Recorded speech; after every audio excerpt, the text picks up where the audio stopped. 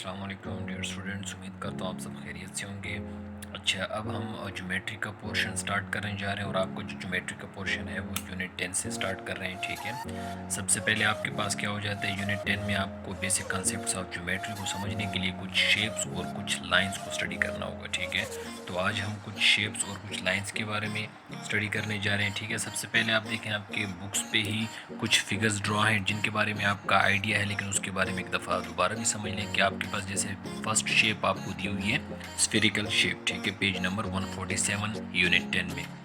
अब उसमें आपके पास क्या हो जाता है कि स्फेरिकल शेप आपके पास क्या हो जाती है, लाइक फुटबॉल हो गई। ठीक है, या लाइक आपके पास सोप बबल्स हो गए। ठीक है, सो ऐसी शेप को आप क्या कहते हैं, स्फेरिकल शेप कहते हैं, या जिसमें आप कह सकते हैं कि आपके पास क्या हो जाता है, एक राउंड सॉलिड हो जाता है जिसमें आपके पास क्या होते हैं, equal point on it surface, equal distance from it centre. ठीक है, यानी आपके पास अगर ये स्फेरिकल शेप का सेंटर हो गया, ठीक है, तो इससे आपके पास क्या हो जाएगा, हर पॉइंट क्या हो जाएगा, इक्वल डिस्टेंस पे होगा, यानी इक्वल डिस्टेंस पे होगा। ठीक है, तो इसको हम क्या कह सकते हैं, स्फीयर कह सकते हैं। ठीक है, इसी तरह आपके पास दूसरी शेप दी हुई, आपके पास सर्कल दी हुई है। ठीक है, सर्कल में आपके पास क्या हो सकता है कि आपके पास ये भी एक राउंड शेप होते हैं। ठीक है, और इसके समझ लें आपके पास क्या हो जाता है कि सेंटर से, ठीक है, हर पॉइंट का डिस्टेंस सेम हो जाते हैं। ठीक है, तो ये भी आपके पास क्या होते हैं जिसमें आप कह सकते हैं कि नो कॉर्नर्स नो एजेस। ठीक है, so this such shape is called circle.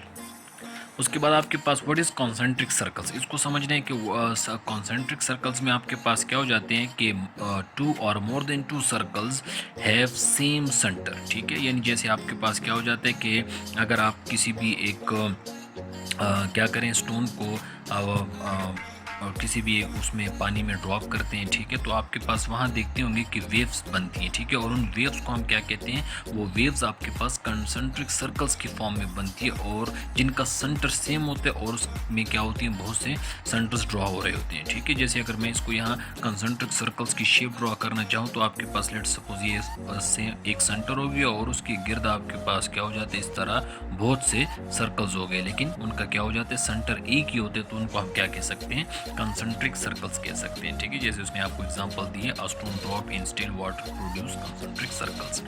इसी तरह अब आपके पास क्या हो जाती है, एलिप्स शेप हो जाती है। ठीक है, एलिप्स शेप में आपके पास क्या हो जाता है कि एलिप्स आपके पास क्या हो जाती है कि एक ओवल टाइप शेप होती है। ठीक है, जैसे आप इस फिगर से देख सकते हैं। ठीक है, और उसने बताया है कि जो आपके पास अर्थ है, ठीक है, वो अराउंड द सन जो पाथ को फॉलो करी, वो अभी आपके पास क्या एक तरह की एलिप्स शेप है। ठीक है, जिसमें आपके पास क्या हो जाता है कि उसमें भी आपके पास उसके हम डेफिनेशन को कैसे कर सकते हैं कि जिसमें आपके पास टू यानी फोकल पॉइंट्स हो जाते हैं। ठीक है, और जिनका क्या होता है, डिस्टेंस उससे सेम होते हैं। ठीक है, उसी तरह अब आपके पास ओवल शेप, ठीक है, लाइक एग शेप आप सबने देखी होगी। ठीक है, तो जो एग की शेप है उसको हम क्या कह सकते हैं, ओवल शेप कह सकते हैं। ठीक है, और इसी तरह अब आपके पास क्या हो जाता है, व्हाट इज हेक्सागोन। ठीक है, हेक्सागोन आपके पास क्या हो जाता है, simple figure which have 6 sides. ठीक है, जैसे आप यहाँ फिगर से देख सकते हैं और इसमें आपके पास 1 2 3 4 5 एंड 6, तो 6 साइड्स जब आपके पास हो जाती है उनको हम क्या कह सकते हैं, वो आपके पास एक तरह का हेक्सागोन हो गया। व्हाट इज ट्राइंगल,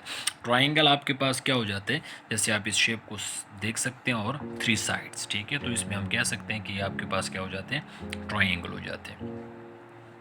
और इसी तरह अब आपके पास क्या कहा गया, स्ट्रेट लाइन। ठीक है, स्ट्रेट लाइन को आप क्या कहते हैं, ठीक है, कि सिंपली आपके पास क्या हो जाती है कि जिसमें किसी किस्म की कोई बेंडिंग नहीं हो। ठीक है, और वो बिल्कुल क्या हो जा रही हो, स्ट्रेट जा रही हो, इसको हम क्या कह सकते हैं, स्ट्रेट लाइन कह सकते हैं। जैसे कि उसने कहा है लाइट की, उसने आपको एग्जांपल दी है। ठीक है, कि लाइट हमेशा ट्रेवल करती इन अ स्ट्रेट पाथ। ठीक है, तो उसको हम क्या कह सकते हैं, एक तरह का स्ट्रेट लाइन कह सकते हैं। What is parallel lines. ठीक है, देखें दो किस्म की लाइंस होती हैं, आपके पास पैरेलल हो जाती हैं, आपके पास परपेंडिकुलर हो जाती हैं। जो simply those lines which never intersect each other are called parallel lines and those lines which intersect each other are called perpendicular lines. ठीक है, जैसे अब आप देख सकते हैं ये 3 लाइंस है, ये आपस में क्या होती है, इंटरसेक्ट नहीं होती। इसी तरह ये पैटर्न देख लें, ये देख लें, इनमें से कोई लाइंस भी आपस में इंटरसेक्ट नहीं करती, तो उनको हम क्या कह सकते हैं, पैरेलल लाइंस कह सकते हैं। Otherwise those lines which intersect each other are called perpendicular lines. Okay, तो ये आपने क्या करना है, फिगर्स के बारे में समझ लेने। ठीक है, जिसमें आपने spherical, circle, concentric circles, ellipse shape, Oval shape, hexagon, triangle, straight line and parallel lines के बारे में समझ लिया। ठीक है, उसके बाद कुछ लाइंस की डेफिनेशन हम समझ लेते हैं। सबसे पहले आपके पास क्या कहा गया है, सिंपली एक लाइन को हम कैसे डिफाइन कर सकते हैं, हम कह सकते हैं a line segment is a series of point that is bound at both ends. ठीक है, जैसे आपके पास ए से लेकर बी तक उसने एक लाइन ड्रॉ किया और दोनों तरफ उसको क्या किया, बाउंड कर दिया गया, तो उसमें बाउंड कर दिया गया तो उसको हम कह सकते हैं वो आपके पास एक लाइन सेगमेंट है। इसके अलावा आपके पास उसने बताया गया कि अगर बोथ साइड्स पे आप एरो शो हो रहे हैं तो इसका मतलब ये है कि ये एक ऐसी लाइन है जो कि दोनों पॉइंट्स के ऊपर इन्फिनिटी है। ठीक है, उसकी एंड पॉइंट्स नहीं है। यहाँ आप देखें कि उसने एंड पॉइंट्स को ड्रॉ किया लेकिन यहाँ आपके पास उसके एंड पॉइंट्स नहीं है। ठीक है, तो इसको आप कह सकते हैं a line is a series of point that extend infinity in both sides. ठीक है, या a surface is flat and goes on infinity in all directions. इसके अलावा आपके पास क्या आ जाती है, व्हाट इज रे। सो अ रे स्टार्ट फ्रॉम अ सोर्स। ठीक है, और उसके बाद वो क्या होती है, एक्सटेंड इन्फिनिटी, उसको हम क्या कह सकते हैं, रे कह सकते हैं, जिसमें उसने एक पॉइंट से स्टार्ट कर दिया।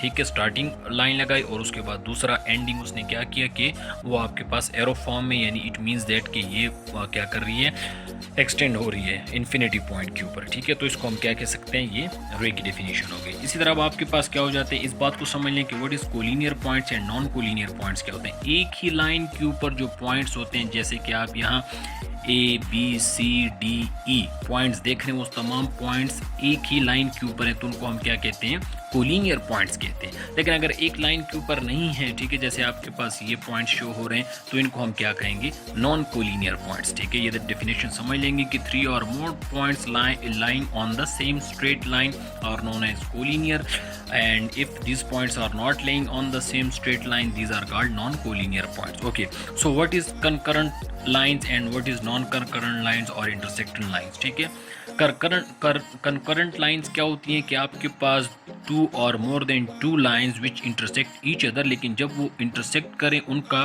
intersection का point क्या है, एक ही हो, कॉमन हो, उनको हम क्या कहते हैं, concurrent lines कहते हैं। ठीक है, और इसी तरह अगर उनका intersect जो lines करी हो, अगर उनका point सेम नहीं है तो उनको हम क्या कह सकते हैं, नॉन कंकरेंट लाइंस। ठीक है, और अगर आपके पास इस तरह 2 लाइंस आ गई हैं, ठीक है, और उसमें आपके पास सिंपली वो एक दूसरे को कैंसिल कर रही हैं तो उनको हम क्या कह सकते हैं, इंटरसेक्टिंग लाइंस कह सकते हैं। ठीक है, तो ये तमाम डेफिनेशंस आपने कॉपी पे लिख लेनी है। ठीक है, इसके अलावा एक और डेफिनेशन है प्लेन की। सो प्लेन आपके पास क्या होता है कि जिसमें आपके पास 2 डायमेंशन है, यानी इसमें उसने हाइट मेंशन नहीं की, सिर्फ इसमें उसने लेंथ एंड ब्रेड्थ या विड्थ की बात की, तो उसको हम क्या कह सकते हैं, सिंपली एक प्लेन कह सकते हैं। सही है, तो ये आपने डेफिनेशंस कॉपीज पे नोट कर लेनी है और साथ आपने एक्सरसाइज 10 की जो है फर्स्ट 2 पार्ट्स, ठीक है, यहाँ डेफिनेशंस को समझ के फिल इन दी ब्लैंक्स है फर्स्ट पार्ट एंड दूसरा आपके पास ट्रू और फॉल्स, तो ये फर्स्ट 2 क्वेश्चंस आपने नोट कर लेने हैं।